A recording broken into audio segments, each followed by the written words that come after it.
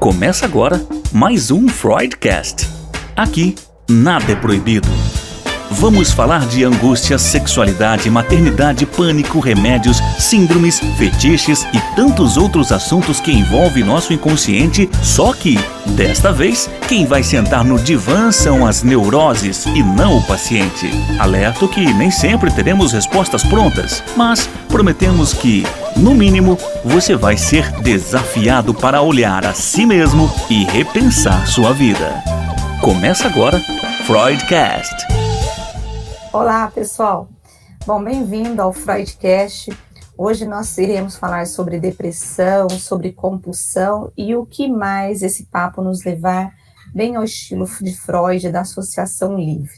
E quem vai conduzir e nos falar, né, sobre essas perguntas, responder, na verdade, as perguntas que eu irei fazer, é o psicólogo, psicanalista e escritor Daniel Hammer Roisman. Nossa, agora foi o nome, né? Bom dia, tudo bem?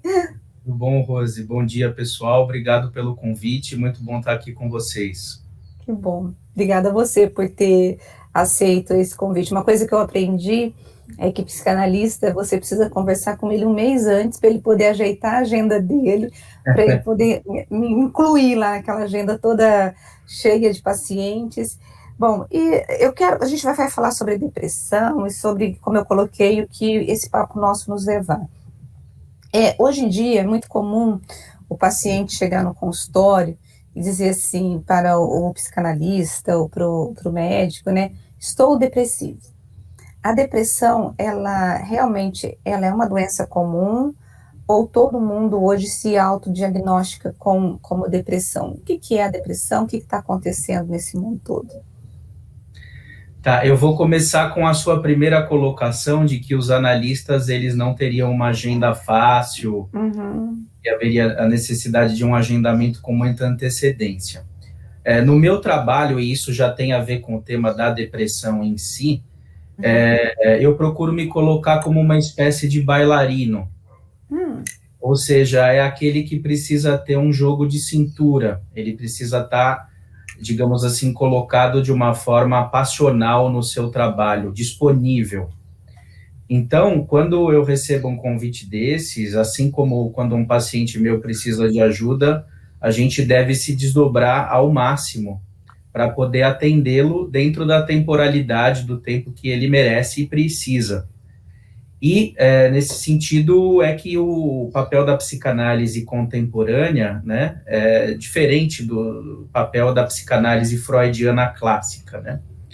Porque na psicanálise freudiana clássica, o analista ele era uma espécie de espelho ou de tela em branco que recebia as dores, né, emocionais através da tal transferência, né, dos seus pacientes para com a pessoa do médico, né, o Freud assim dizia. E ele tentava traduzir, explicando, aí o famoso Freud explica a origem desses sofrimentos, construindo e interpretando, né, esse material. Hoje em dia, a partir de uma psicanálise contemporânea, desses mais de 100 anos de psicanálise, a gente pode fazer um paralelo da psicanálise com as artes, né? Ou seja, o analista ele colocado através do seu campo criativo. E isso, no diagnóstico, condução desses quadros de depressão, que são epidêmicos, é fundamental, porque o que caracteriza a depressão, né? É claro, ela tem toda uma origem psiquiátrica, histórica, né? Enfim, mas ela é um nome relativamente recente na psicopatologia, né? Freud não falava bem em depressão, ele poderia falar em mal-estar, né? Poderia falar em angústia, em tristeza, mas depressão é um termo que vem da psiquiatria, de alguma forma, e que a psicanálise teoriza ao seu modo. E o que seria essa tal depressão? A depressão, ela diz respeito a um curto-circuito, a uma dificuldade das pessoas em estabelecerem desejos, fantasias, devaneios, projetos. Elas ficam numa espécie de limbo existencial, de sentimento de nadificação, de nada, que é diferente do vazio. O vazio, de alguma maneira, está presente. Agora, aquela sensação de invasão pelo nada, ela é característica da depressão, né? Então, isso pode acontecer com qualquer um, né? É uma característica do mundo moderno, não é próprio de algumas pessoas, todos estamos sujeitos a partir do que acontece nas nossas vidas, a gente pode recair numa situação como essa, e cabe ao analista, através do seu entusiasmo, da sua surpresa, da sua energia, poder trazer essa pessoa a uma condição mais iluminada, vamos dizer assim, no seu cotidiano. Como que você diferencia quando o paciente chega dizendo assim, eu estou depressivo, eu estou... E às vezes não é uma depressão, é um outro tipo de psicopatologia, mas ele acaba se diagnosticando. Como que você vai mostrando para esse paciente que não é uma depressão? Então, na verdade, tudo o que os pacientes me dizem, eu levo em consideração. Se eles consideram que eles estão deprimidos, seja porque eles sonharam com isso, porque eles receberam um diagnóstico, porque o vizinho falou que ele está deprimido, a esposa, se do ponto de vista médico é depressão ou não, isso é outros 500. Agora, que o fato dele se nomear como depressivo já diz algo da forma como ele se representa. Então, algo disso eu vou ter que levar em conta e como uma verdade para essa pessoa, pelo menos nesse momento. Então, o meu papel não é de convencê-lo de que ele é ou não é determinada coisa, né? E sim acompanhá-lo sobre as razões pelas quais ele se representa dessa forma. Daniel, assim, a gente está vivendo tempos bem bicudos, vamos assim dizer, bem difíceis, né? Com a pandemia, tendo que lidar com o luto, tendo que lidar com o medo de ficar doente. E aí, assim, eu me lembro que uma vez já no período em que estava permitindo você sair, eu me lembro que eu saí com a minha filha, estava num local que era permitido ir, e ela espirrou, todo mundo parou e olhou. Então, o medo está muito presente, né, na nossa sociedade, em que o outro, ele acaba sendo um problema, quando ele espirra, quando ele tem algum sintoma, né? Tem o medo, por um lado tem o medo e as pessoas ficam com isso. Por outro lado, tem as pessoas que negam completamente a doença e que decidem negar essa doença. Além dessa história da pandemia, desse medo e da possibilidade, porque todos os especialistas estão dizendo que isso traz uma possibilidade de a gente ficar doente psiquicamente, trazer problemas mentais, aquela coisa toda. Essa semana, a gente viu algumas imagens, não sei se você chegou a ver, lá do Afeganistão. Desespero, né, que aquele país está, os Estados Unidos saíram depois de 20 anos, o Talibã tomou conta, aí as mulheres desesperadas, e com razão, porque há uma possibilidade de retrocesso no ganho de direitos, e aquela imagem daquele avião que decolou, e as pessoas grudando nela, desesperadas, e aí aqueles pontos, né, no ar caindo assim, e as pessoas morreram. Esse tipo de imagem, essas situações que nós estamos vivendo, elas são situações ou portas para as pessoas ficarem depressivas e entrarem em desespero? Sim, sem dúvida, né? A pandemia, ela coloca o outro, né, como um inimigo. A sua mãe é uma potencial infectada, você pode matar a sua avó, né? As crianças podem trazer o vírus para dentro de casa, né? Espirrou, nossa, é um potencial assassino. Então, a pandemia, do ponto de vista psíquico, ela é extremamente destrutiva, justamente porque ela adia completamente os projetos das pessoas, né? Ela bota um interregno aí, né? Que não se sabe exatamente quando vai acabar, né? E elas, digamos assim, têm que se fechar nos seus casulos, nas suas casas, né? Se elas puderem, evidentemente, porque muita gente não pôde fazer isso, né? Em função aí de razões econômicas ou até emocionais, né? Precisam sair por aí, né? Encontrar as pessoas. O ser humano é um ser gregário, diria Freud, né? Ele é um ser relacional. E quando nós somos privados das nossas relações, a gente acaba caindo num vazio nadificante, né? Então, a depressão, ela tem tudo a ver com o campo social, com aspectos históricos, contingenciais, né? Que nós estamos atravessados. Ela não é um problema endógeno, assim, no sentido, a pessoa tem uma genética que a predispõe e ela é depressiva por causa disso. Evidentemente que eu não descarto que possam haver elementos endógenos, conforme a ciência for descobrindo isso. Mas, de modo algum, isso poderia servir como uma hipótese monoexplicativa. A gente tem que ver o contexto social, psíquico, familiar e relacional dessas pessoas, né? Essas imagens que a gente viu, isso pode desencadear. Primeiro, você tem as pessoas que estão sofrendo e que estão vivendo a situação e pessoas que veem as imagens. Quais são os efeitos para quem está lá e para quem vê? Você acha que tem algum gatilho? E o desespero e a desesperança, o desamparo, na verdade, essa palavra. O desamparo pode tomar conta dessas pessoas? Sim, sem dúvida. Para Freud, o desamparo é um sentimento básico, né, estruturante de todos nós, né? A gente sabe que o ser humano é o único bicho, entre aspas, né, que precisa ser cuidado por um período relativamente grande de tempo até ele poder ser independente. E vira e mexe quando esse outro, né, que cuida de nós, né, infantil, que nos dava essa segurança em maior ou menor grau, no campo social ele se rompe através de guerras, de pandemias, quando não há essa segurança emocional de pertença, de continuidade no mundo, isso é adoecedor, potencialmente adoecedor.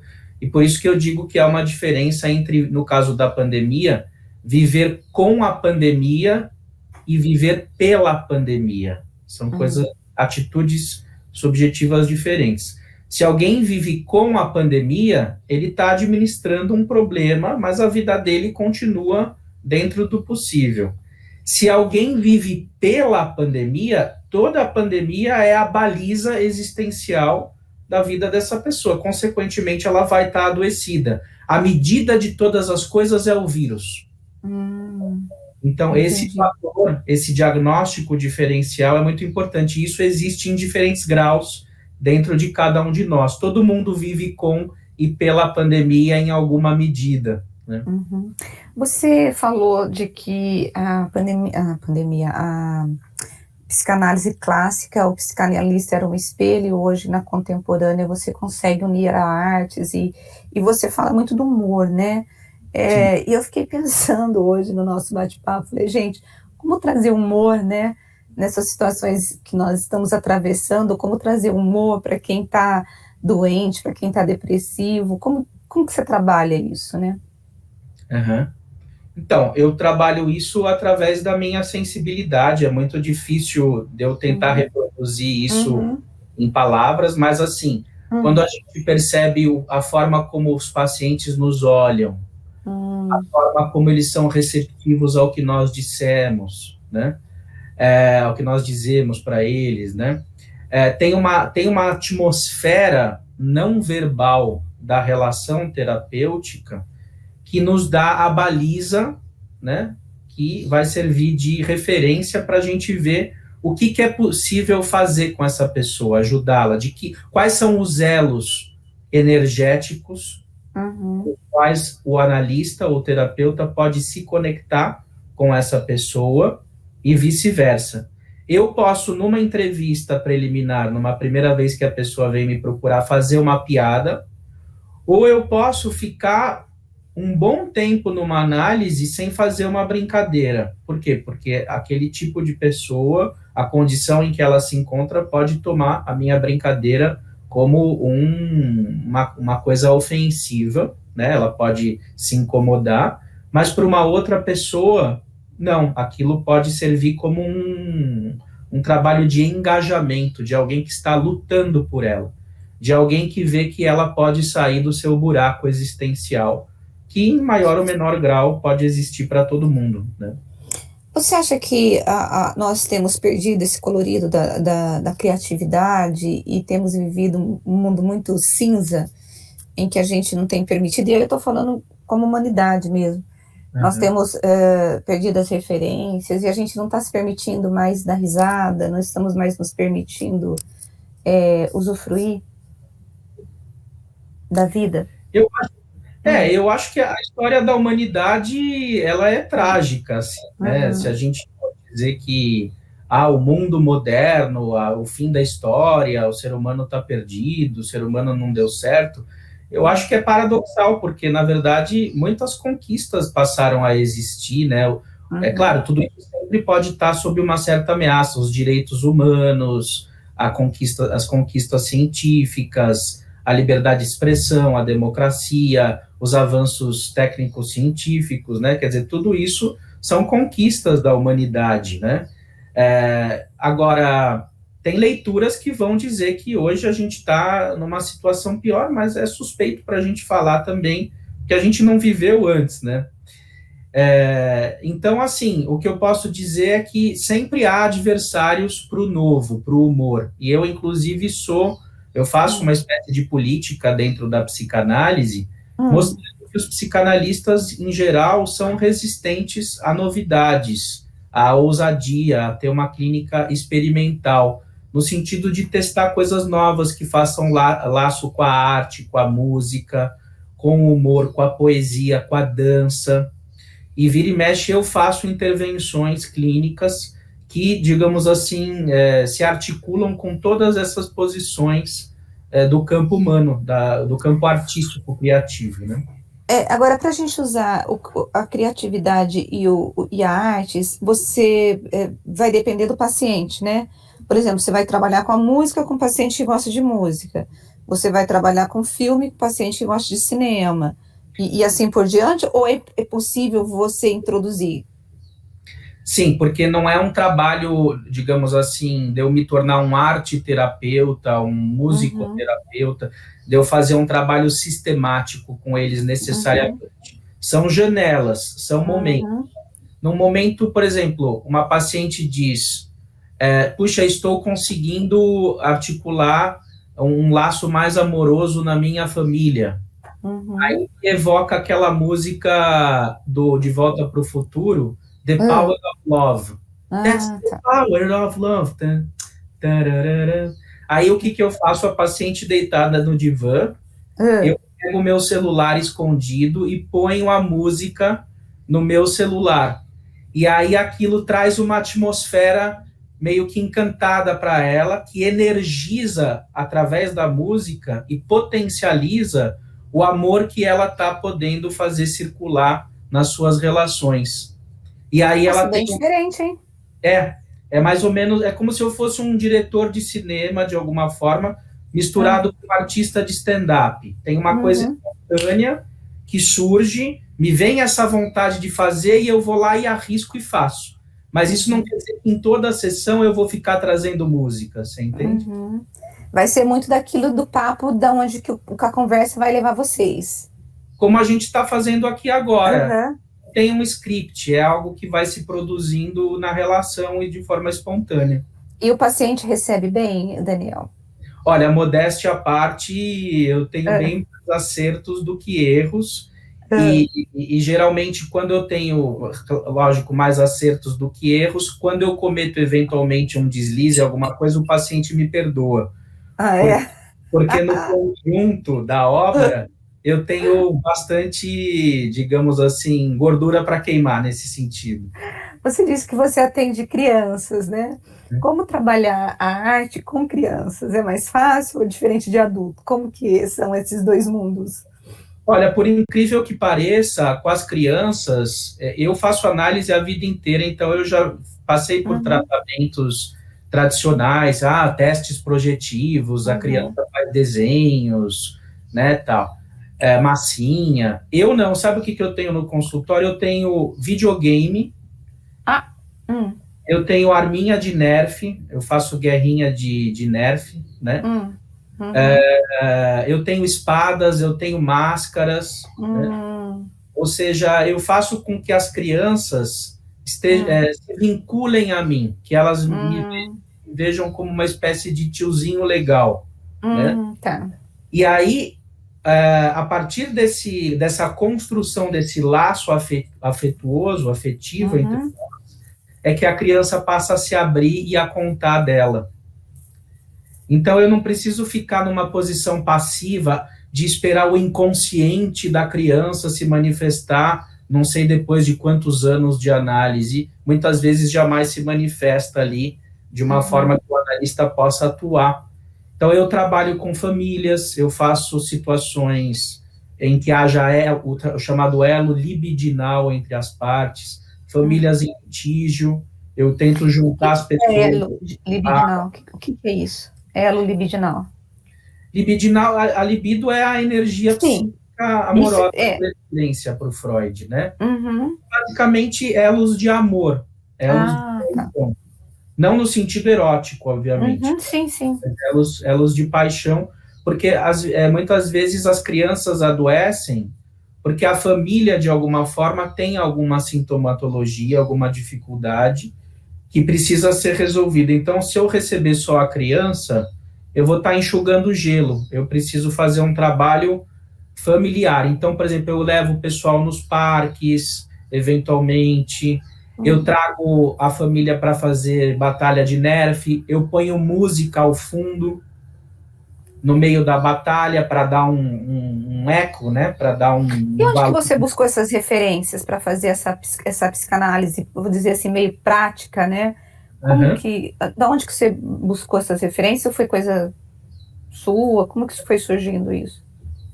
Eu inventei isso a partir do que eu achei que era necessário. Chegou uma hora no meu processo de análise pessoal que eu pensei, bom, ou a psicanálise vai acabar comigo, ou eu preciso fazer alguma coisa.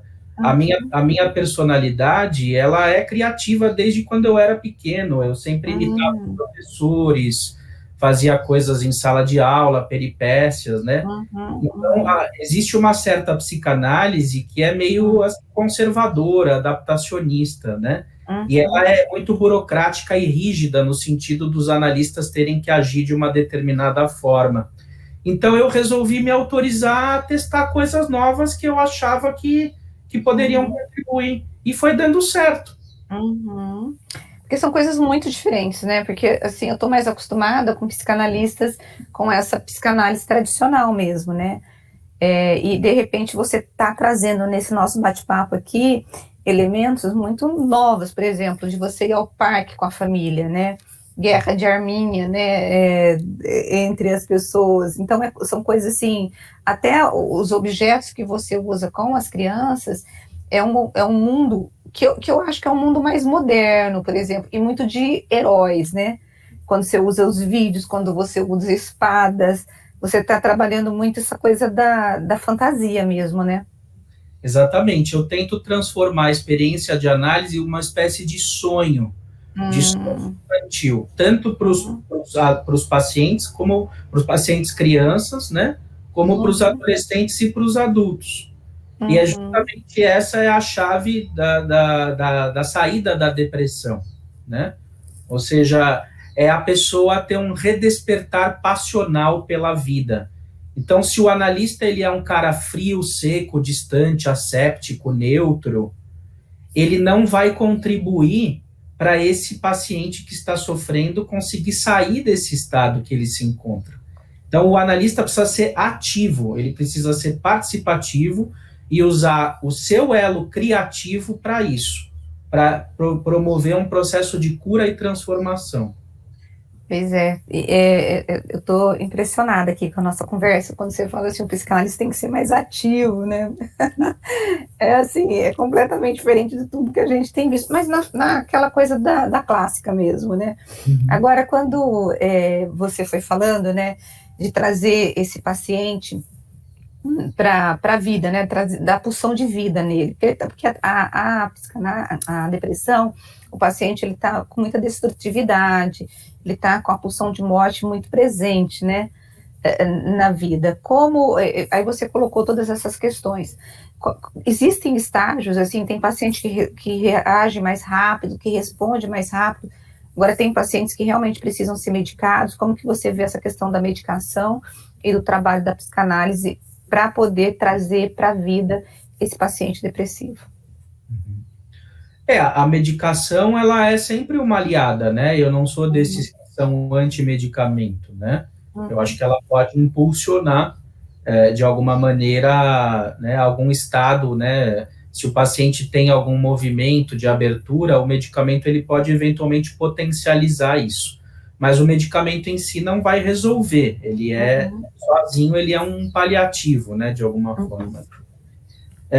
Agora, em relação ao trabalho, é um tanto isso, né, tem várias metáforas, né, do analista como uma espécie de alfaiate, de arqueólogo, né, então, cada pessoa é um universo, é um mapa a ser traçado, né, é um desafio ali se conectar. Não tanto, eu diria hoje, de entender a pessoa, mas de estar efetivamente com ela, sendo um companheiro engajado, né, com ela, fazendo uma dupla terapêutica, né? Então, o mais importante não é a compreensão intelectualoide dos complexos infantis recalcados e inconscientes, mas é o que você vai fazer com isso. E é aí que entra o saber fazer do analista, né, o saber fazer pulsional. E isso é uma delícia, porque não há um método pronto, não há uma cartilha que nos ensine a fazer isso. Por isso que a psicanálise ela se alinha muito mais com a arte do que com a ciência. Por isso que o cientista bruto, aquele cara fechadão do laboratório, ele tende a torcer o nariz para a psicanálise. Por quê? Porque ele vai dizer, não, a psicanálise não é ciência, isso não está comprovado. Mas aí, cara pálida, é o que eu te digo, né? Bom, mas me comprova o valor amoroso e transformador da arte. Todo mundo sabe, qualquer pessoa que tem uma sensibilidade mínima sabe que a arte é transformadora. Uma pessoa que descarta a arte é uma pessoa que está muito adoecida, né? Então, é a mesma coisa em relação à psicanálise. O testemunho de ganho de vitalidade de alguém é a medida de que a psicanálise cura, ela é transformadora, sim. Agora, eu fiquei imaginando você no consultório, então não te dá para te colocar numa caixinha, né, Daniel? Você não é lacaniano, você não é winnicottiano, você não é discípulo da Melanie Klein, ou você pega tudo isso freudiano e você utiliza dependendo do teu paciente. Porque eu gostei quando você falou assim, cada paciente é um mapa, né? E aí você está ali e aquele mapa chega, ele está muito ainda encoberto, você não sabe para onde que aquele mapa vai te levar, e são nas sessões que vão se revelando para onde que o endereço desse paciente, e aí você vai usando as teorias e até a tua forma de fazer psicanálise de forma individualizada, é isso? Sim, inclusive, você disse, né, o meu avô, ele era psicanalista também. Uma vez ele chegou no consultório do Bion, que ele foi fazer análise com Bion, que era um discípulo da Melanie Klein importante, né? E ele falou, olha, Bion, eu li todos os seus livros. Aí o Bion falou para ele assim, então faz o seguinte, nunca mais leia Bion, porque eu quero que você seja você mesmo e não Bion. E depois disso, ele nunca mais leu Bion. Teu avô? Meu avô. Nossa, que legal. Sim, eu que num primeiro momento na minha formação fui para o lado lacaniano, a gente acabava brigando por causa disso, que é a guerrinha interescolas, e hoje, depois de uma década, meu avô vive dentro de mim, né? Ou seja, esse saber pulsional, esse saber fazer, que existe dentro de todos nós, e que por razões de ódio, de inveja, de intolerância e de burocracias no meio psicanalítico e no mundo, esse saber não emerge, ele não advém. Então é muito importante que o analista tenha sempre a coragem e a licença poética de existir. Isso com a teoria que ele utilizar, não tem problema, pode ser kleiniano, freudiano, winnicottiano, todos esses autores têm um saber dentro deles, mas não pode ser um saber burocrático, tem que ser um saber legítimo, tem que ter relação com a verdade energética de cada um. Do paciente ali, né, a verdade do paciente. Na verdade, o que você faz é botar o paciente como o principal ator ali daquela sessão de cinema, né, é isso, trazendo para a arte, né? Exatamente, eu vou construindo um enredo, uma narrativa, vou transformando a vida dele em algo colorido, me utilizando dos recursos e do saber que existe dentro dele, né? Só que isso a partir de um saber fazer pulsional que existe dentro de mim. Se eu saio disso e fico num lugar fechado, numa bolha, num casulo, desafetado, o paciente fica relegado a uma condição de abandono, de solidão, e isso deprime ele. Quando o fato de a gente já vai terminar, porque eu sei que você deve ter horário, né? O fato de você ser tão diverso, né, na sua questão da teoria, né? Onde que você bebe a parte do saber mesmo? Que tipo de texto que você lê, onde você busca o conhecimento, como que vai surgindo essa tua formação teórica? Obviamente, você falou do seu avô, você é formado em psicologia, você tem mestrado, mas, assim, no dia a dia, né, onde que é o teu saber, onde você busca, que textos que você poderia indicar, livros, onde que hoje você busca o conhecimento? Olha, esse saber eu construí, eu me permiti, na verdade, a me apropriar dele dentro do meu processo de análise, ele sempre existiu dentro de mim. O que a análise fez foi permitir que eu tivesse a coragem de operacionalizar isso nos tratamentos. Do ponto de vista teórico, eu recomendo para vocês a obra de Sándor Ferenczi, que foi um cara inovador à frente de seu tempo. O próprio Freud considerava isso. Ele incomodava o Freud, ele ao mesmo tempo era taxado de louco pelo Freud, mas o Freud tinha um carinho assim por ele, então recomendo a obra de Sándor Ferenczi. Recomendo, o Winnicott na sua teoria do brincar, né? O Bion através da noção da função O, né? Que é, digamos assim, aquele estado em que você não precisa mais da teoria, a teoria já está incorporada como uma memória-sonho em que você pode usar aquilo de uma forma espontânea, sem tentar juntar os pontos intelectualmente. E eu recomendo a obra do Juan Davinasio, no meio lacaniano, que é um analista super sensível.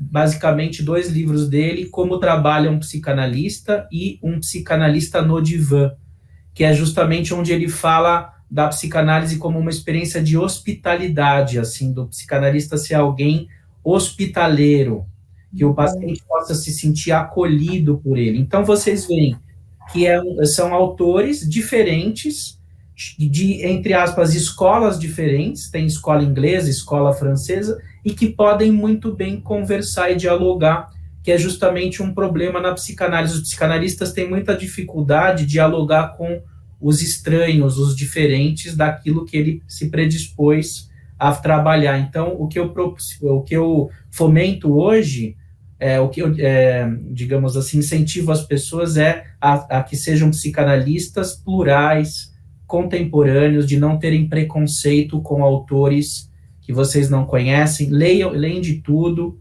e possam aprimorar os conhecimentos de vocês sem preconceito. Bom, gente, eu disse que nós íamos falar de depressão, de compulsão e para onde o papo fosse nos levar. Eu vou ficar devendo, nós vamos ficar devendo a história da compulsão. O Daniel eu convidei já para que ele possa participar novamente aqui do nosso bate-papo, quando nós iremos falar sobre gordofobia. Ele tem 2 livros sobre esse assunto, né, Daniel? Mas aí vai ficar para uma outra história, né? Pode falar. Não, tem um livro só. É um livro? Eu achei que fossem 2, mas são 2 livros. Um é sobre isso e o outro? O outro é sobre psicanálise, humor e criatividade, que é o Paixanalytikon, Psicanálise e Comicidade, que eu publiquei. Então vamos já fala os nomes dos 2, onde achar esses livros.